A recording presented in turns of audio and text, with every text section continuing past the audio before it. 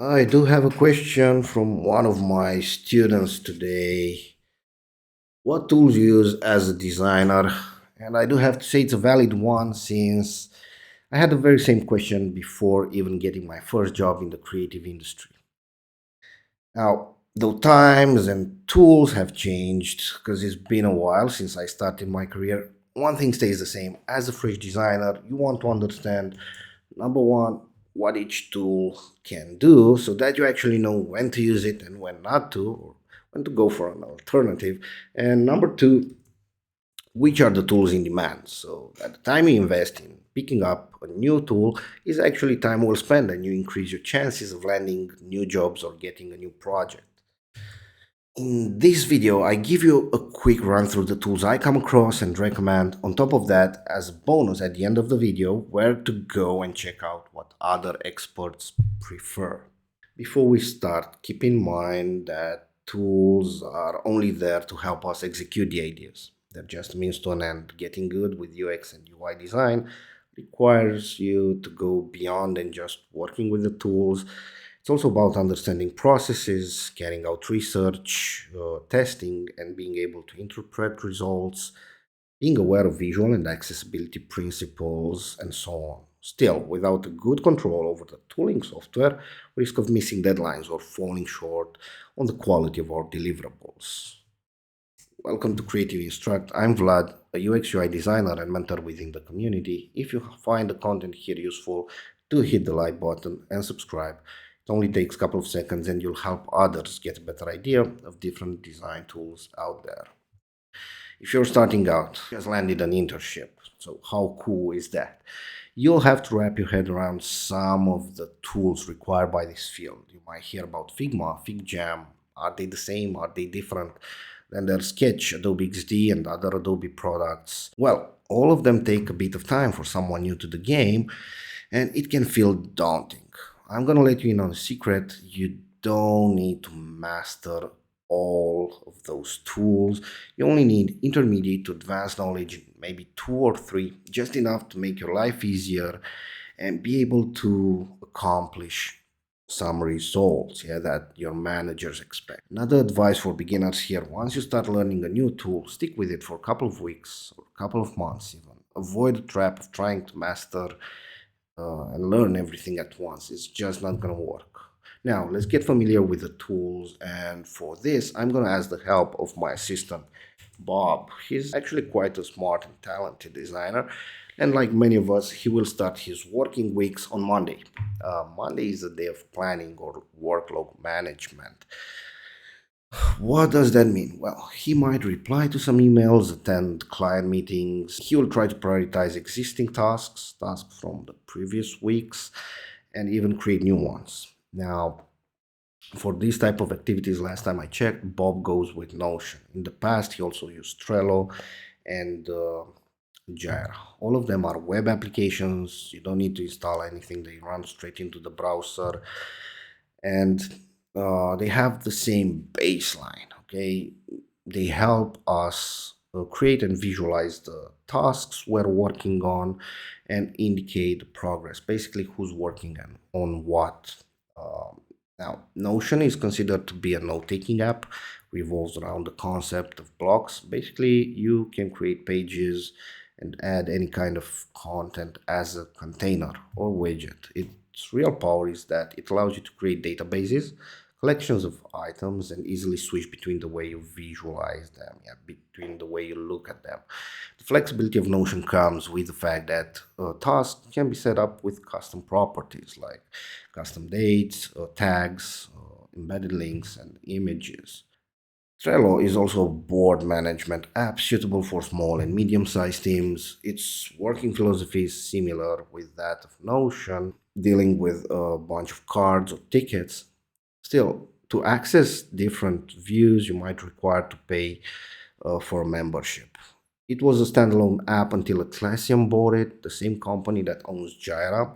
The corporate sector more than often sticks with Jira since the number of teams and projects they manage is quite large. Jira supports customizing workflows, automating tasks, as well as creating activity reports and integrating with other systems in your organization. So we can consider that Monday was great success and move to Tuesday now that Bob has his tasks ready. Tuesday, it's a day for whiteboarding. He will need to put together a mood board, adjust an existing site map, develop some user flows, and organize a mind mapping session with his peers.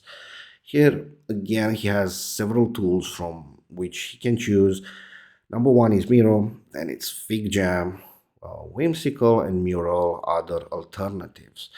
They are free to start with, and again, they're all accomplishing same things, allowing you to quickly develop diagrams and be able to plot ideas in a collaborative way.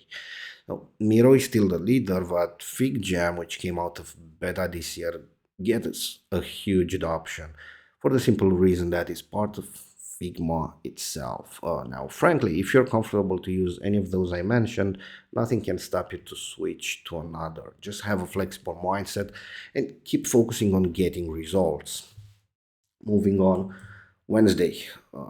It's a busy day because it's about wireframing and doing UI work. Tool that Bob prefers is Figma.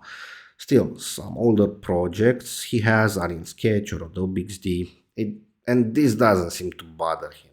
Long story short, all of them are good choices for designing websites and mobile applications. In old times, Photoshop was king, but designers needed something lighter, faster, and focused on UI. So Sketch stepped in, but the downside is that it only runs on Mac OS.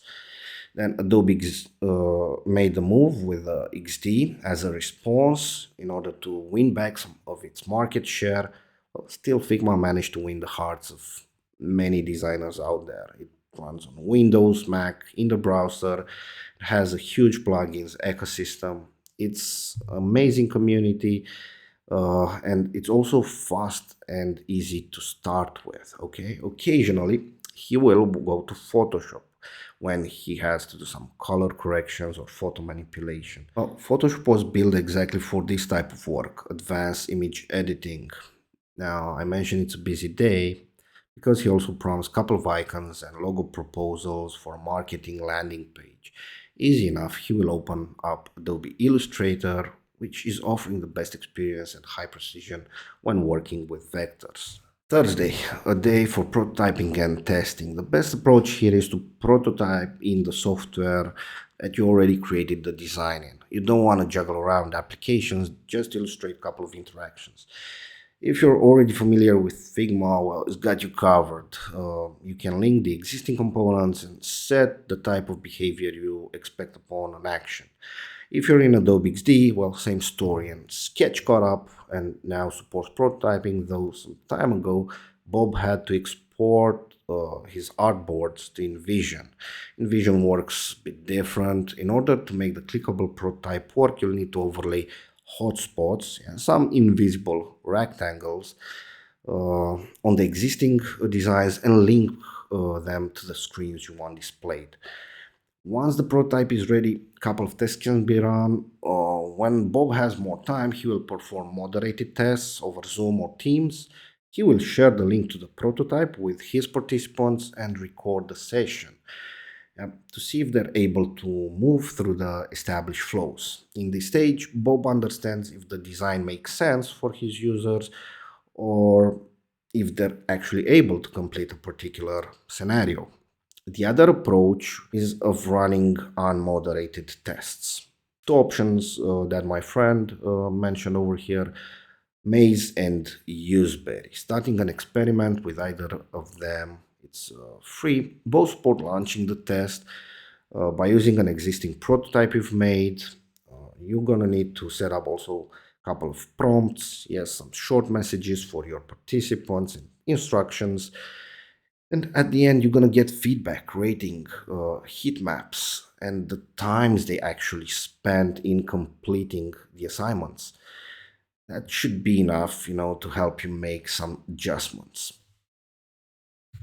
Friday, well, it's a day for him to present the work and do the handoff. Presenting work can be done as a slide deck through PowerPoint and Keynote if you're on Mac. Yeah, many companies still run with those. If you want something more fancy, you can try Praise Your Canva. with the risk of repeating myself, is not just the tool, it's also about having communication and presentation skills.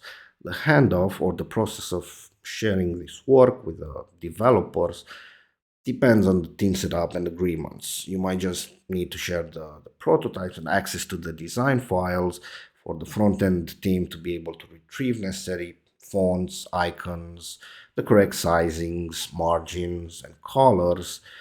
Or occasionally, you might need to export part of the resources, optimize them for the web, even help with the coding.